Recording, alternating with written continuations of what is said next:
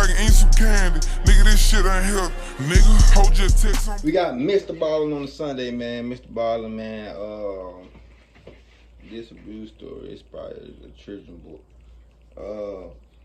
Yeah, man. We got a video. How y'all Sunday going? Good.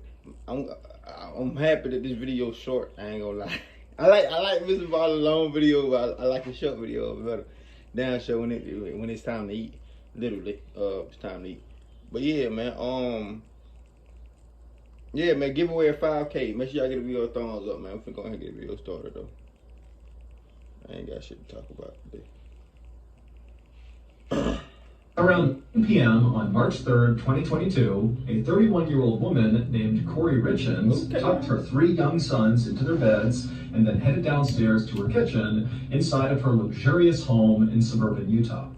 Once she got down to the kitchen, she yelled out for her husband, whose name was Eric, to come join her in the kitchen. Corey had some big news that she had just learned that day, and now that their kids were all tucked away in their beds and were off to sleep, she and her husband could celebrate this big news and share a drink together. A moment later, Eric walked into the kitchen and Corey grinned at him and handed him his drink and then gestured for them to go upstairs to their bedroom. And so the two of them went upstairs, they sat down on the bed, and then Corey broke the big news. Corey's tiny real estate company had just found out that day that they were very likely going to close on a deal for this gorgeous 20,000 square foot mansion in Utah for $2 million.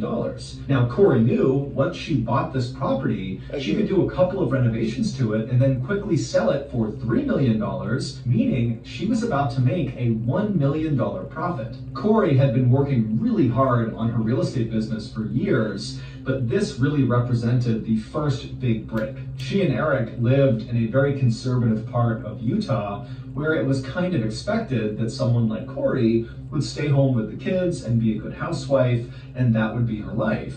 But Corey didn't really want that. She wanted to have a professional career that was kind of on par with her husband's. Eric ran a very profitable masonry company that allowed the family to take vacations to Mexico and Spain every year, and also to afford their sprawling property at the end of the cul-de-sac. Corey had stayed home when the 3 boys were much younger, but now that they were 5, 7, and 9 years old, they had decided to hire a nanny, which had allowed Corey to finally go out and pursue her professional dreams. And so, totally beaming with pride, Corey sat down on the bed and clinked her husband's glass and went over all the details of this deal and talked about how great their lives were about to become with all this additional income. But fairly quickly, both of them decided they were too tired to stay up and celebrate any longer, especially Eric, who earlier that day had gotten an allergy shot and it had totally knocked him out. He was feeling kind of weak and tired, and so the two of them decided to just go to bed.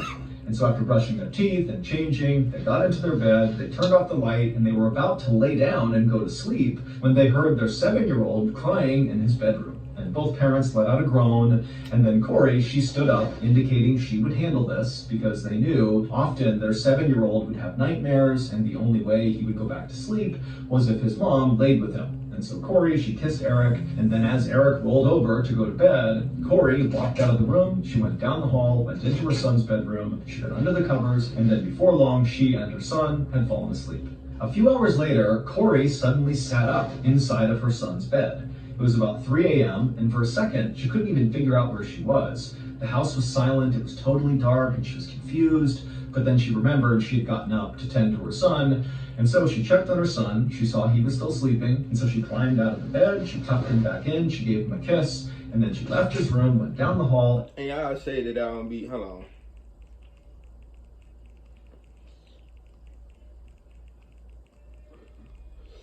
Nigga, y'all want me to eat the smoke, nigga? Y'all said I don't be inhaling. Bitch, I inhale every time I hit the blunt. The fuck y'all want me to do?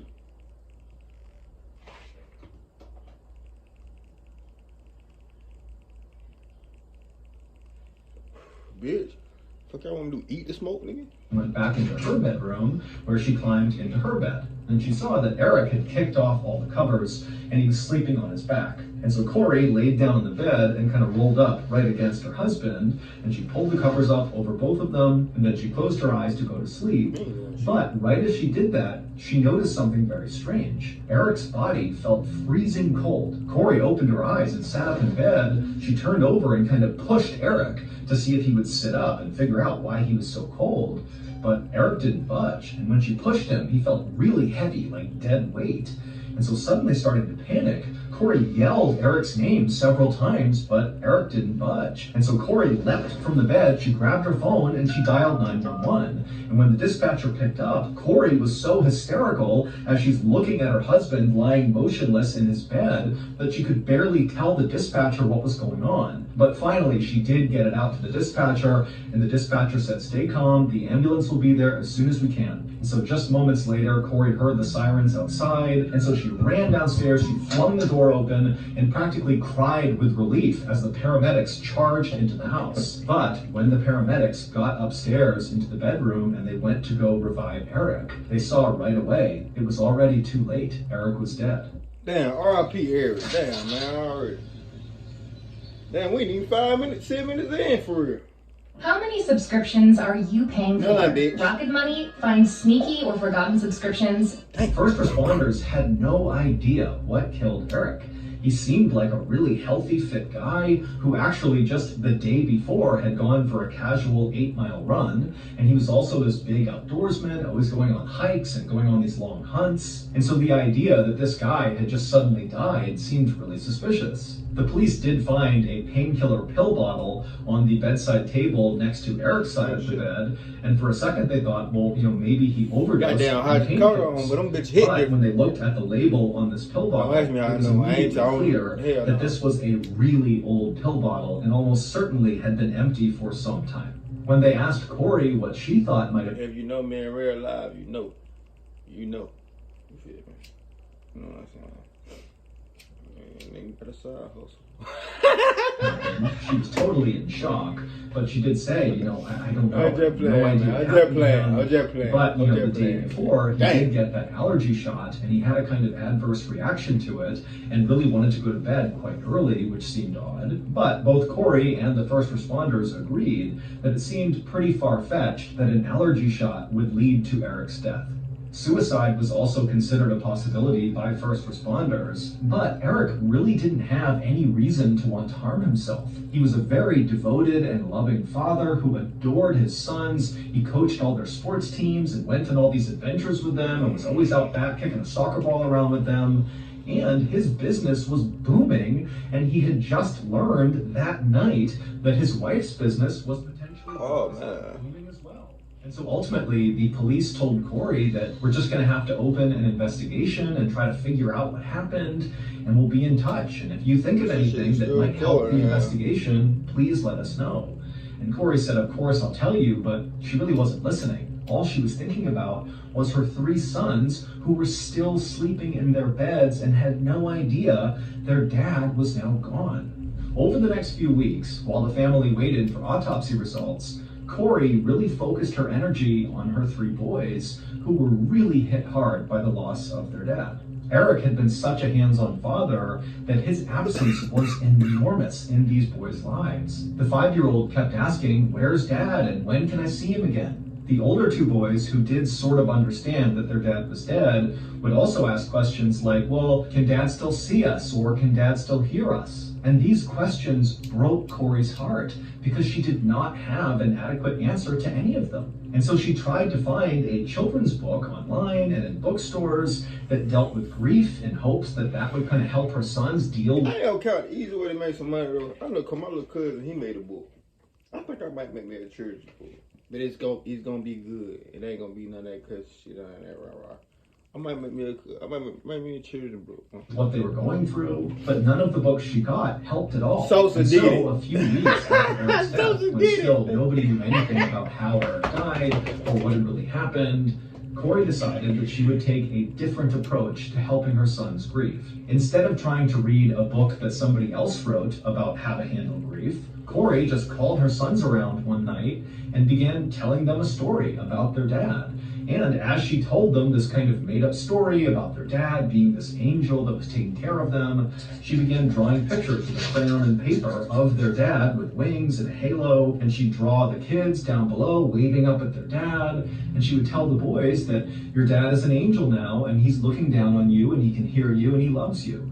And this really seemed to work for the boys. It was like for the first time since his passing that the boys kind of connected with the fact that their dad was gone, but they still had this meaningful connection with him. And so very quickly, Corey's stories about their dad and the illustrations that would go with them became a ritual. Every night, Corey would tell these stories and draw these pictures. And so as the days and weeks went by, with still no word and no closure about what happened to their dad, Corey had a sort of epiphany. These stories Corey told her kids about their dad and how now he was this angel looking out for them, she could see firsthand how powerful it was and how really it was helping her sons cope with this loss. And she thought, why don't we turn our stories and all these illustrations into an actual grief book for kids? That way other families whose children are dealing with loss can read these stories as well and find some comfort. After all, Corey knew firsthand there really weren't any good grief books on the market. And so she knew for those that needed this, this would be huge. On April 13th, so 6 weeks after Eric had died, and several weeks after Corey and her kids had begun officially writing this kid's grief book, Corey was backing out of her driveway when from the other end of the cul-de-sac, she saw a police car coming down the way, and it was the lead detective on Eric's case, Detective Woody. Detective Woody. It amazes me how many people tell me they have binge watched all 300 plus of our YouTube episodes, and now they wait anxiously every single week for new, strange, dark, and mysterious content. And while this is totally awesome and very flattering, I usually respond with, well, don't you know we have another library of strange, dark, and mysterious content outside of YouTube that can be consumed anytime you want? As of this moment, there are over 140 strange, dark, and mysterious tales on our podcast, the Mr. Ballin Podcast. We release 2 episodes every single week. On Mondays, it's brand new content exclusive to the podcast, and then on Thursdays, we upload.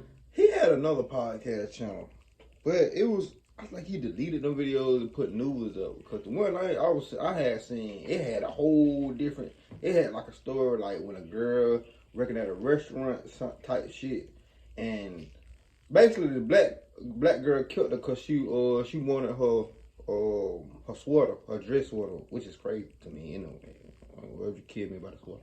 Remastered versions of our best YouTube stories. You can listen to the Mr. Ballin Podcast available exclusively on Amazon Music with your Prime membership. If you're not a Prime member, you can still listen to the Mr. Ballin Podcast by subscribing to Amazon Music Unlimited in the Amazon Music app.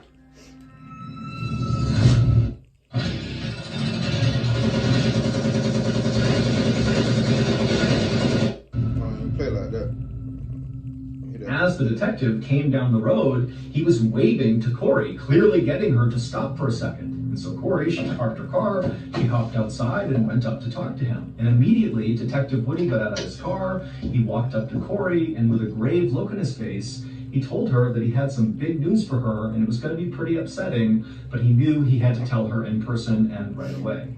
He told her that the autopsy results were in, and they determined that Eric had not died of natural causes. He had actually died from a fentanyl overdose. Damn. Fentanyl is a very powerful opioid that's often mixed with heroin, and just a little bit of fentanyl can kill someone. And Eric, it would turn out, had 5 times the lethal dose of fentanyl in his system. Corey was totally shocked at this news and told the detective that Eric didn't do drugs. The only drug he did was periodically he would eat a marijuana gummy before bed, but that was it. So I got a story on them bitches. It hit different.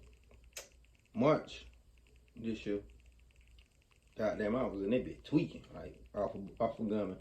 They said that bitch can have fentanyl in there too, though. Y'all better start eating them bitches for real. From the stove, y'all better start eating them bitches. This really didn't make any sense. The detective was respectful and kind of nodded his head and said, I totally understand that, but these are the results. I mean, February. We need to find out where he got fentanyl from, and so we're going to need to search all of the electronic devices in your house to see if we can find communication between your husband and whoever got him the fentanyl. Corey told the detective that of course they could do that, but as she began thinking about all of their devices, she suddenly remembered that Eric's business partner, Cody Wright, had actually taken Eric's laptop very shortly after Eric had passed away. Now, Corey didn't know why Cody had taken the laptop, but Cody had been a thorn in both Corey and Eric's side for several years now.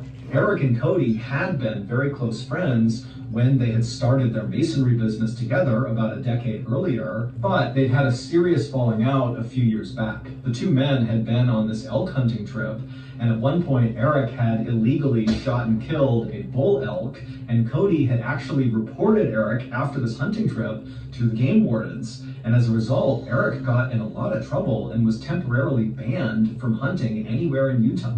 The two men still managed to continue to work together and build their masonry business, but it was very clear their relationship was totally fractured and would never be repaired. Now, Corey didn't get into all the details of the tensions with Cody, but she did tell Detective Woody that, if you want access to Eric's laptop, you gotta go talk to Cody because he took it for some reason. And also, you really just ought to talk to Cody in general because, maybe he has more to do with what happened to Eric and this whole fentanyl thing than he's letting on.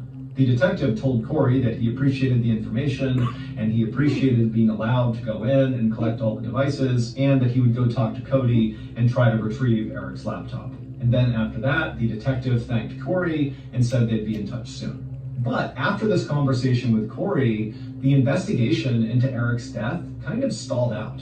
When police did follow up with Cody, they didn't find anything really worth pursuing. And outside of talking to Cody, no new information came in about Eric's death or about, his connection to fentanyl.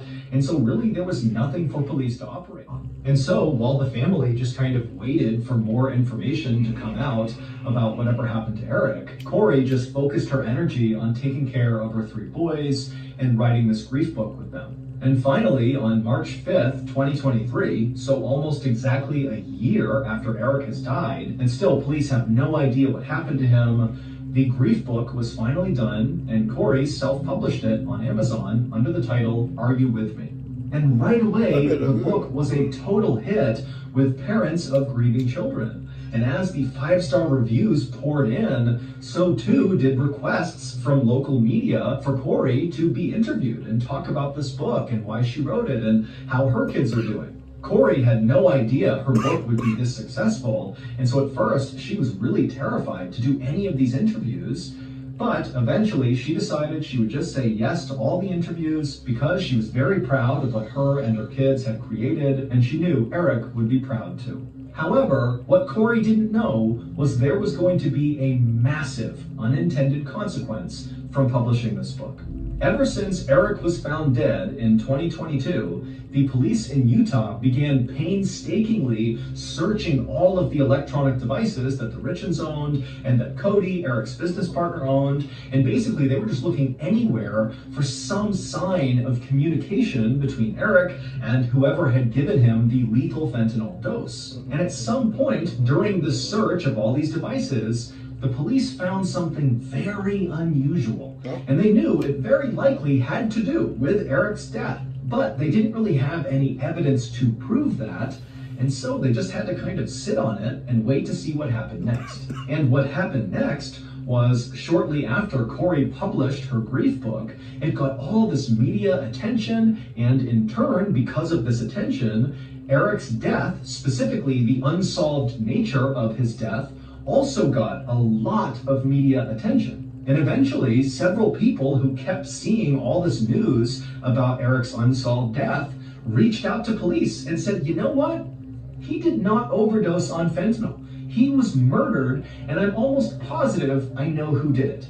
And lo and behold, the alleged killer that all these people brought up to the police was the same person that the police in Utah had become suspicious of because of all those unusual things they had found during their search of all of the electronic devices. And so, You're on home, May what? 8th, 2023, Lying not man, long nigga. after getting all these tips about this alleged killer, the police in Utah felt like they finally had enough ammo to go after this person, and they headed out to make an arrest. While we don't know for sure what happened, because again, this story, it's ongoing. This case has not even gone to trial yet. Here is what prosecutors say really happened to Eric Richens on March 3rd, 2022, the night he died. That night, Eric was upstairs when he heard Corey down in the kitchen calling for him, saying to come down and join her. And so he went downstairs, he went into the kitchen, and immediately he saw his wife grinning ear to ear, and she promptly handed him a drink and said, "I have big news and we're going to celebrate." And after the two of them went up to their bedroom, Corey told Eric all about this big real estate deal and how their company was about to profit $1 million. And then after that, they clinked their glasses together, said cheers, and took a sip from their cups. The drink that Corey made for both of them was called a Moscow Mule. It's made with ginger beer, vodka, and lime. But when Corey mixed Eric's Moscow Mule, she added one additional ingredient, a lethal dose of fentanyl. It would turn out Corey had been stealing money from Eric's bank accounts, and he had found out. Eric also had discovered that Corey had been taking out these massive loans in their family's name, which Eric was really upset about. In fact, Eric was so upset with Corey that he wanted a divorce and was talking to a divorce lawyer and making sure after the divorce was finalized that Corey... That bitch killed him because she was stealing. That's why I'm single.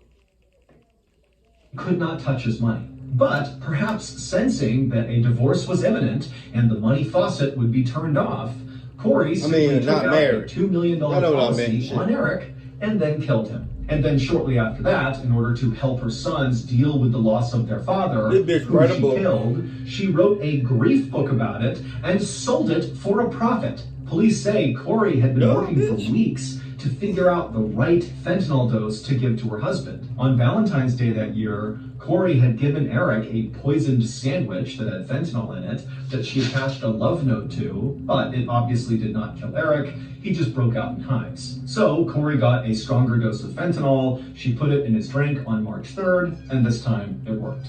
The story that Corey told first responders when they arrived to hopefully try to save Eric was that, they had had this celebratory drink, and then they went to bed, and then she had gotten up to see her son, and then, when she came back at 3 a.m., Eric was cold to the touch, and she called 911. But in reality, after she poisoned her husband, and he's laying there still on the bed, slowly dying from this overdose, she just got up and paced around the house for several hours, Googling things like how to destroy electronic evidence and luxury prisons for the rich in America. These searches were, of course, the highly unusual and suspicious things that the police saw when they looked through all those devices during the initial part of the search. But as much as it made them think Corey likely had something to do with this, they didn't have enough to actually arrest her.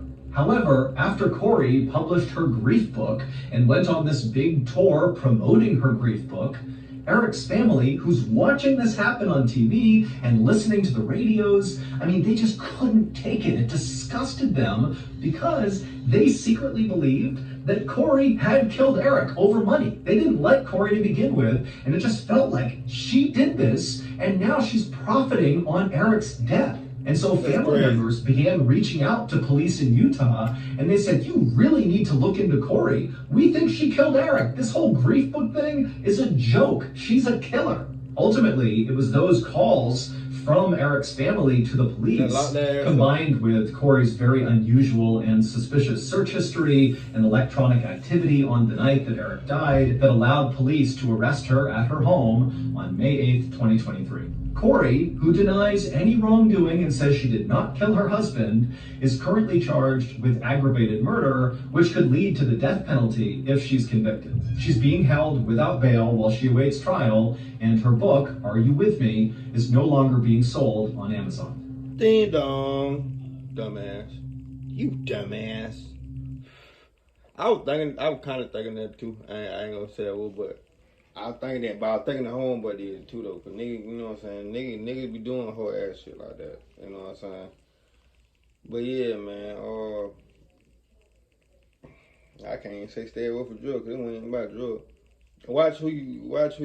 Watch who y'all have a baby by, and women watch who y'all have a baby by, cause they might want to kill you for some money.